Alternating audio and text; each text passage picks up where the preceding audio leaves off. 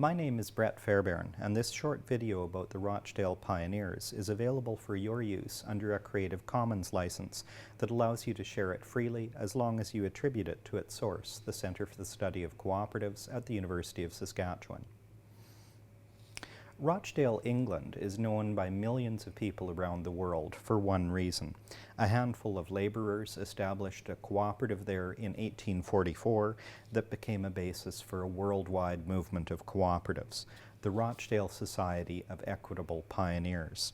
But who were the pioneers? What did they do, and why did they do it? There are a lot of legends about Rochdale, and these are partly true. So it's sometimes said that the Rochdale Cooperative was founded by starving weavers who had been put out of work by the Industrial Revolution. It's been said that it was the world's first successful cooperative, and also that its principles have guided all cooperatives ever since.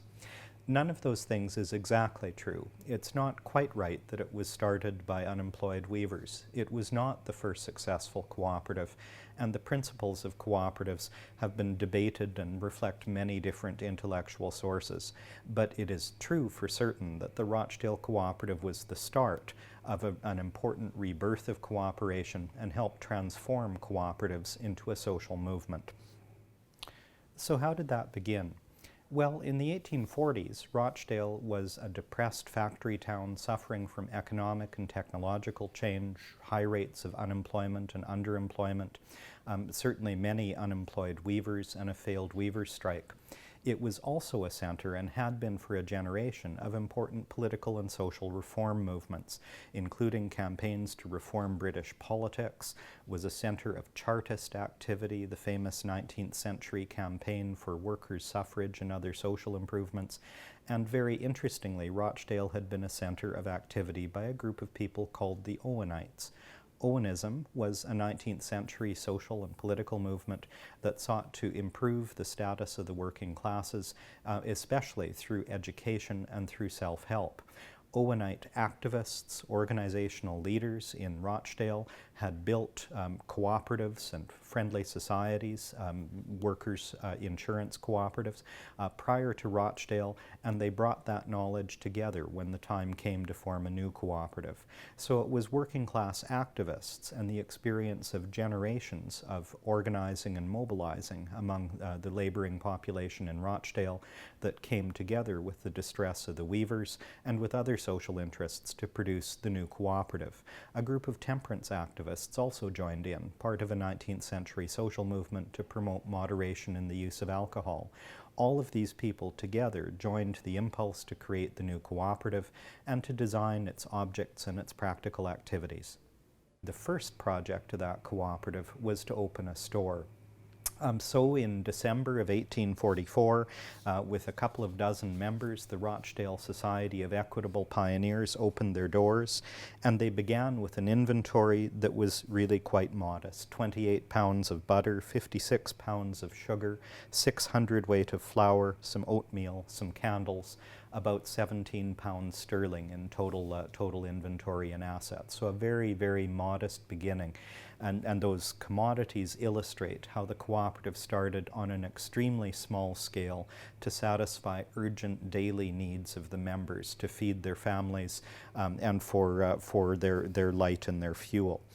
By the end of the first year, that store had succeeded modestly, and it had attracted something like 74 members. So it was a very small-scale, practical, pragmatic beginning, but the statutes of the society indicate that the members had far-reaching goals. They laid out in what they called Law the First in their statutes or bylaws what their objects were. And they certainly began with a statement that they would benefit the members by establishing a store for the provision of food and clothing.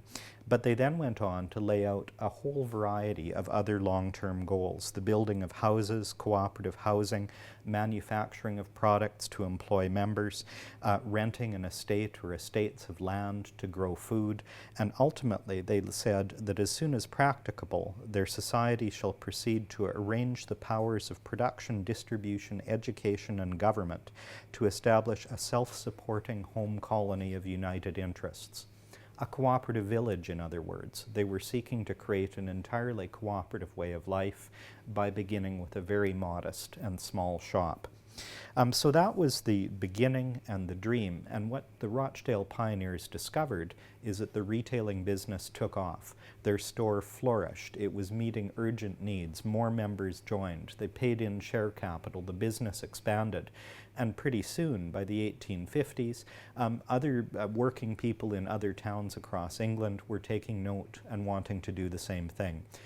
Cooperatives just like Rochdale started to spring up across Britain. Hundreds of them by the 1870s. By 1914, almost 1,400 cooperatives on the Rochdale model with almost 3 million members across Britain.